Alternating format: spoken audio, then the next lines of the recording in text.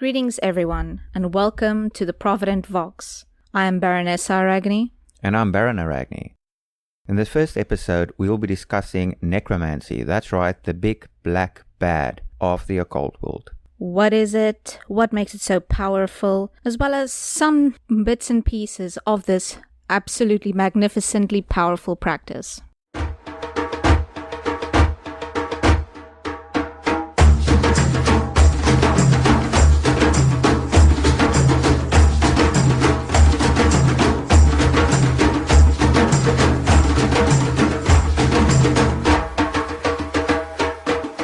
What is necromancy? Well, by the definition of the word, it means divining through the dead. However, that's not all you can do with necromancy. So, as a fact and a rule, we shall rather call it the Necromantic Arts. With the Necromantic Arts, you can not just divine through them, as the namesake claims, but also set them to various purposes, call them forth, achieve various goals and intents working with them. So, as we have said multiple places before, necromancy in and of itself is a paradigm complete. So what makes necromancy so powerful and notorious is that, aside from the system, which is complete, we basically live with the occurrence of death every single day of every single moment. Now, from the moment you are born, you are destined to die. And this is inevitable, irrelevant of what you think you can achieve. You will die one day. It is one of those facts of life. So, that is the one thing that binds us all, collectively as the living, to the currents of death and the dead. The fact that we too will die, and they were as we are right now. Also, regarding the notoriety of necromancy, is that when people think about it, they think about digging up graves or getting your hands dirty to work with the dead. That is true, yet not extremely true.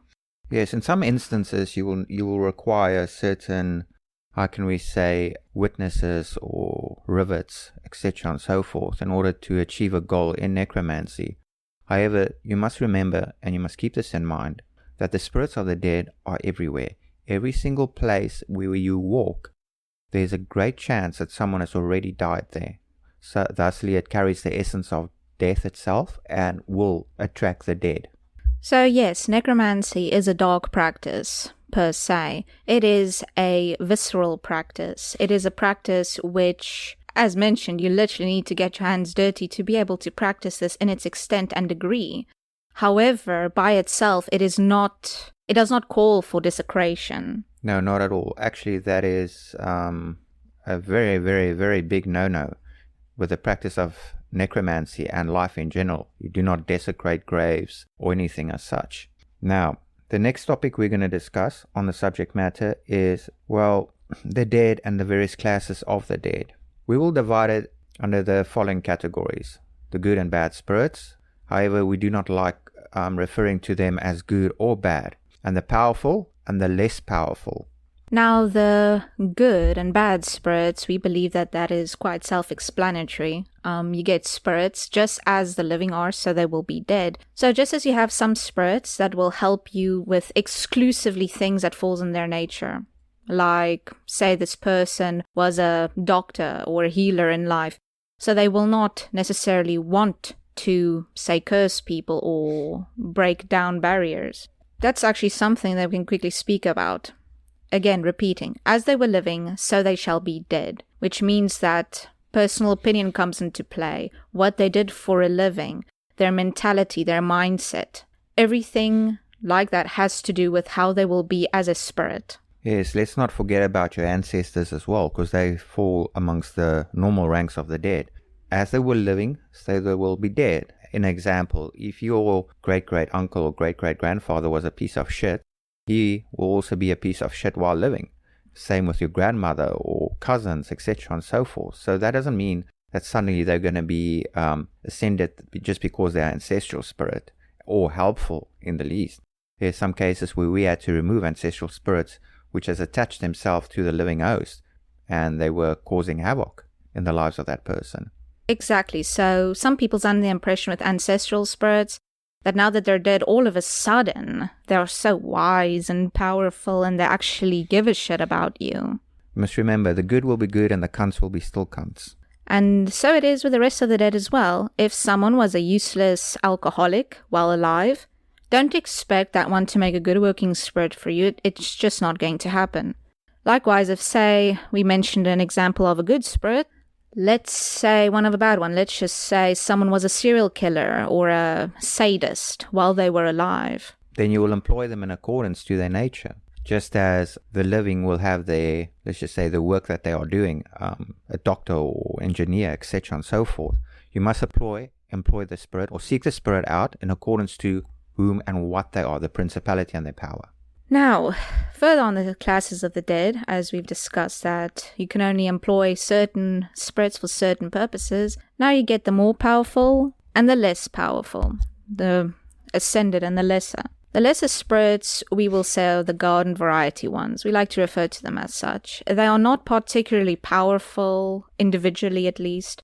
They are not particularly skilled at any one thing. They form, let's just say, the masses of the dead. Indeed. So basically you can see them as a bunch of worker ants without any particular skill set. Now, don't get us wrong. Just because they don't have any particular skill sets or any particular power that they personally hold does not mean they are completely useless. Amongst all of that, if you join them together, if you employ multiple ones at the same time, their power stacks, for lack of a better term. Their power grows the more you have. But putting that aside, then you get the ascended dead. Yeah, okay, these are known as chthonic forces, psychopomps, etc. and so forth, Dean Fury. They have many, many, many names. Okay, most of these ascended dead we refer to as the agents of death. Alright, they don't have an actual title, but we refer to them as that for the sake of convenience. What they do is, some of them actually control the dead. So then they have their acolytes under them, which is the general dead. And amongst the ranks of those general dead, you get specialists, if we may. For example, the serial killers, the healers, the sadists, etc. and so forth and so on. Now they control that lot. The nice thing about these agents of death is, say you as a necromancer, you want to find a spirit to, let's say, help you with a law problem, a court case, say, as an example. Now, to find a suitable working spirit for your case, you're going to have to trudge through hordes and hordes and hordes if you manually seek a spirit, a garden variety spirit that can assist you with this. And that takes a lot of time, a lot of patience, and a lot of effort, and a lot of know-how to be able to distinguish between them. So that's where the agents of death comes in. That instead of having to seek a spirit for the purpose that you need, you speak to one of the agents instead, and they will then either assist you personally, or they will take one that is underneath them, and they will assign a spirit to your situation. So it's also a lot safer, especially if you are new in the practice, to work with an agent of death directly instead of with the dead. Exactly. Don't get us wrong. These agents of death, they're not standing in queues waiting to assist you because they simply do not care about you as an individual. Now, how they work is as follows. If you employ them, then you will pay them for their services. So you can see them as a sort of a mercenary. Now, we're not saying all of them are such, because you do get your godhead or your head spirit, which will work with you directly. And they are not so natured to be mercenaries in that regard. Nor are we saying that all the lesser spirits of the dead are useless or the rabble. No, not all of these lesser spirits of the dead works under agents of death itself, because these spirits, just like us, have free will, so they can choose where they want to go or what they want to do. How they get assigned under a agent of death is they seek them out. They go to them and, well, as you see, if you look at people, generally people like to congregate together. They like to form groups. Well, this is quite frankly no different than that. Yeah. And in some cases, these spirits of the dead are linked to the agents of death because they served them while they were living. So thusly, they will become one of their subservients. Now, many people likes to ask us about the various symbols, firma, seals, vevis about the dead and how they are used. Well, we'll start that part off by saying that the concept of seals, firma, even vevi, is actually a very decidedly modern or Western approach to things, because originally, anciently, and on its base factor, in necromancy, you're not going to have a specific seal to call something forth, even if you get vevies for certain of the agents of death or their firmas or their seals or whatever. That is what they provided. You don't need that to reach out to them or to reach out to the dead. In necromancy, they are, in its most original form, it's rather places of power, such as the cemetery where the person died, or sacred places. In regards to the symbols, vevi, firmas, and seals, they serve as the following purpose. Basically, they represent either the nature of the spirit or entity you wish to contact, or it's a message to these spirits to instruct them on, as seen with vevis and firmas, as an example. Now, don't get us wrong, various seals of the various agents of death or even the houses of the dead, they are used and they are very powerful. However, the most powerful ones, apart from those that you will create yourself as a practitioner out of your knowledge and experience, are those that the agents of death provide you themselves or which the spirits provide you themselves. You can see this as spirit signatures, if you will. Yeah, in the cases of firmas, you must remember this is very complex because it's every single part of the firma tells a story or tells a message to the spirit and exactly what they must do and what they shouldn't do.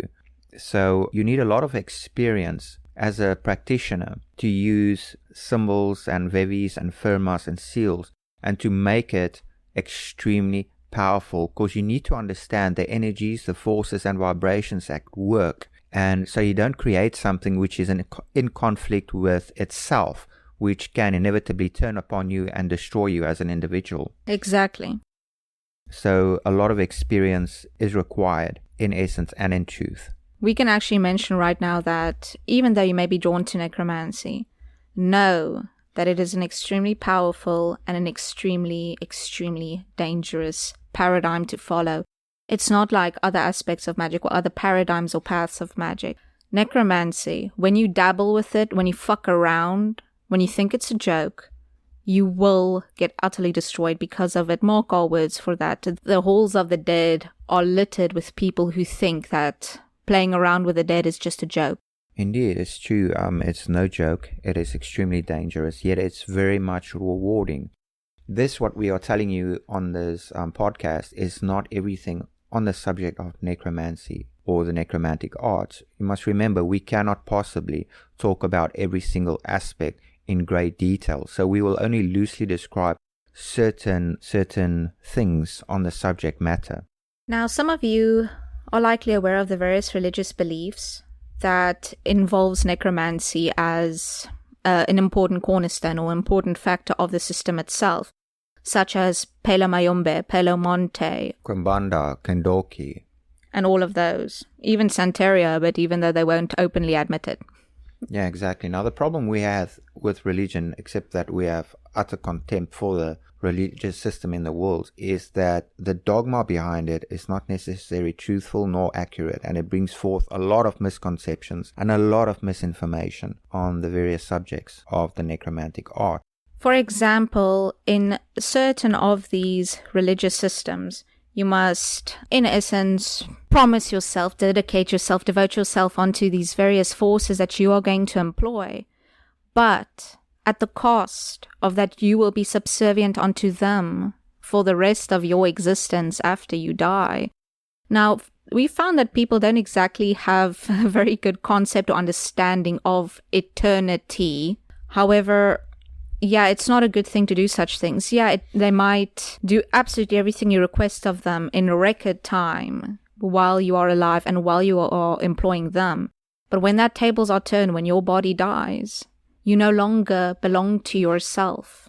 Aside from this, what I want to talk about is the religious influences in these systems. Let's just look at Palo Mayombe, Santeria, and all of these which you mentioned prior. Now, the problem that it's African diasporic systems.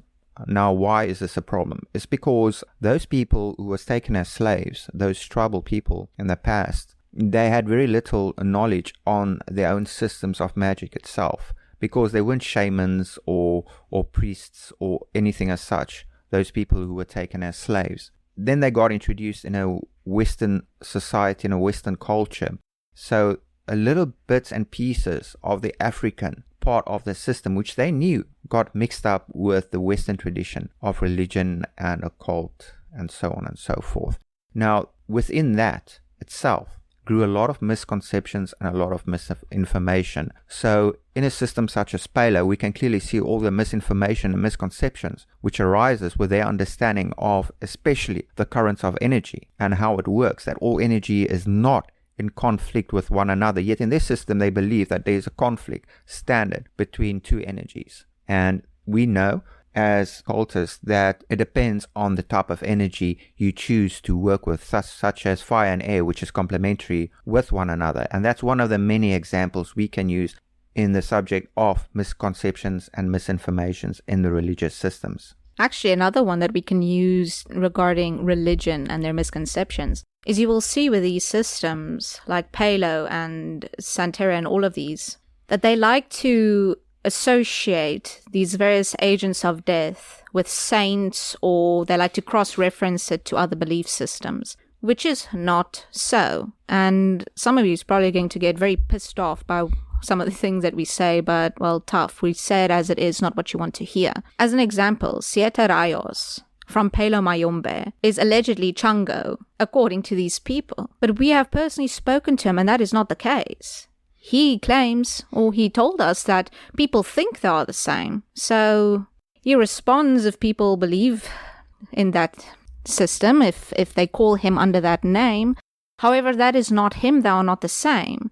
Likewise, in voodoo, you see people referring to the various saints, that this particular Gere is this particular saint or whatever. It's full of things like that.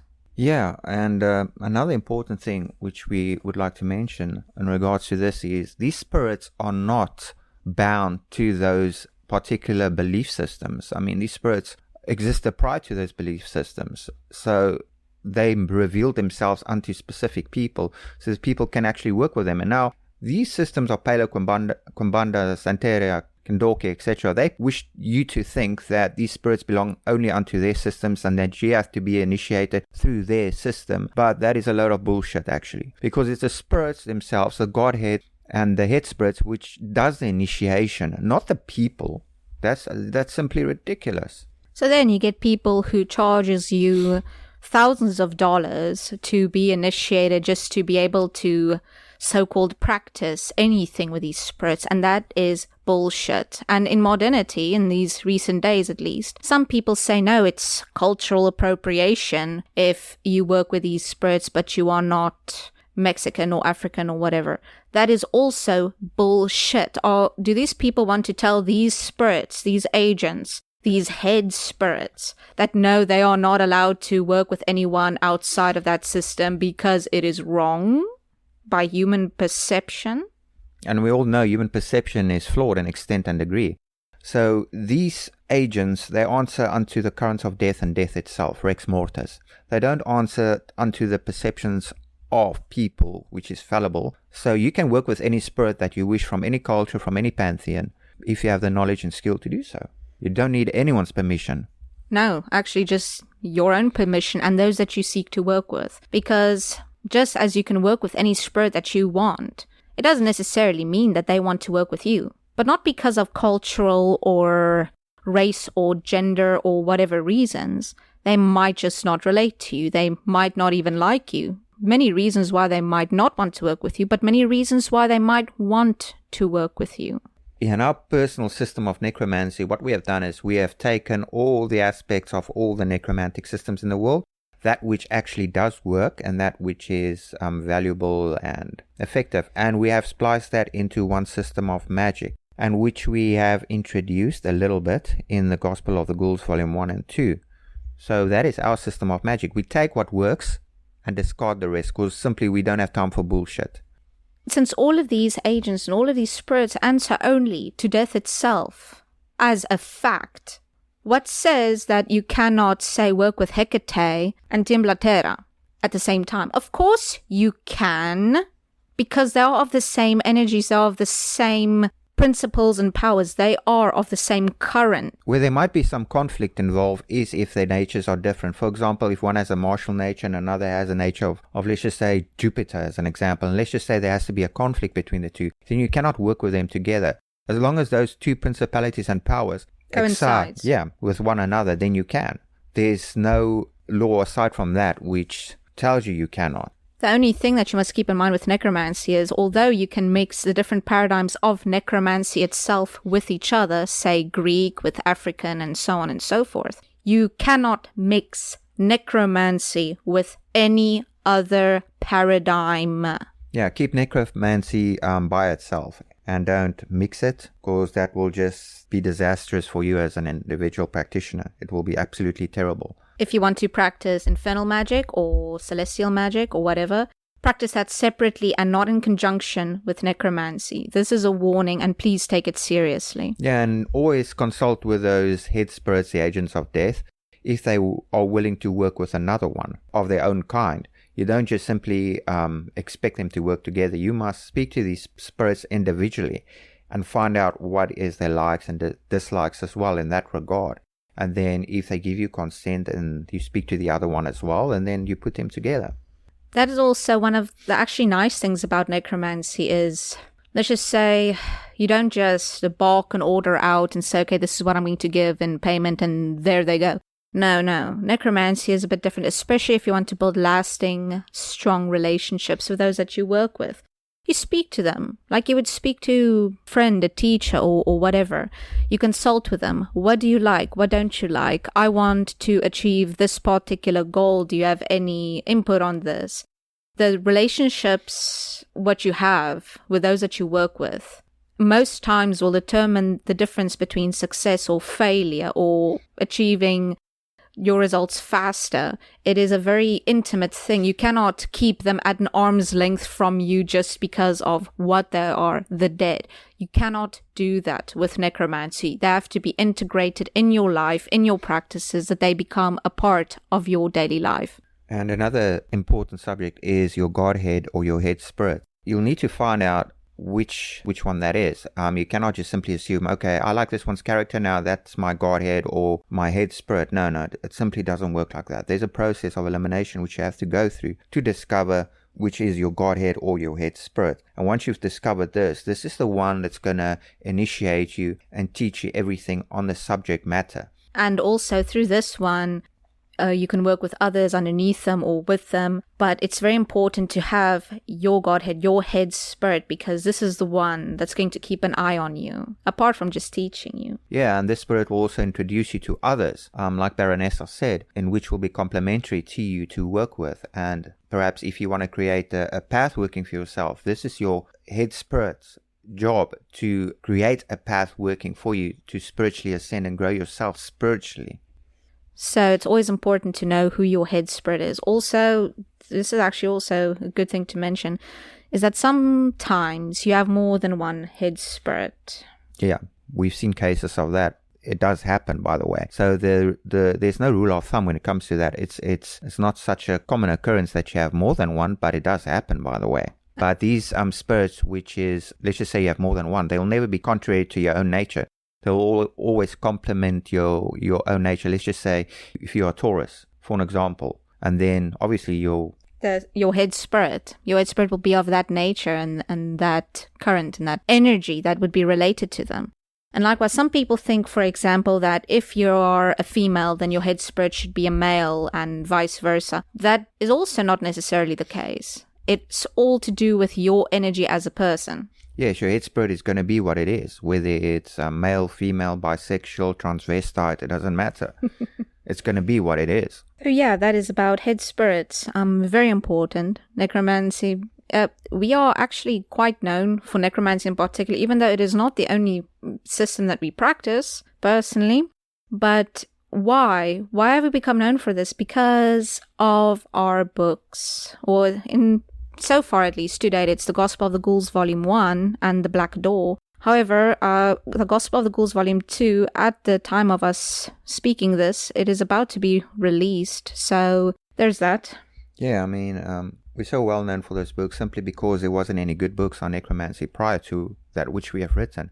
And we don't have to be modest about that. It's just simply the fact. Those alleged books on necromancy is always imbued with the Klaposic vibes or religious vibes and all that nonsense, which has nothing to do with necromancy in and by itself. Or they come up with a Kayan tradition or all that nonsense as well. Or they claim that no, you have to worship those that you work with, especially worshipping your ancestors. That is the biggest fuck up you can imagine. Yeah, you don't worship anything in necromancy. Just work with those forces respectfully, and they will work very hard for you. Okay, and that concludes our episode, or this first part on necromancy. Yeah, because we have so many things to say about this. But yeah, this is our first podcast. We used to make videos on YouTube that you may or may not have seen. But if we have to be very honest, videos is not exactly our thing. We don't really like to be in the spotlight. We don't like all that pomp and circumstance. So we switch over to podcasts to hopefully also be able to help you, the listener, so that you don't have to watch a video, so you can listen to us while you do other things. So yeah, we're new at the podcasting thing, so please be patient with us, and we assure you that as the episodes grow and grow, so shall the content. Yeah, and we will actually be able to see more organized and not so disorganized. And we're just being honest about it. We're not really good at this, so we'll do our best to better ourselves. And if there is any things you would like us to speak about or elaborate about, or any topics that you would like us to delve into, please reach out to us, let us know.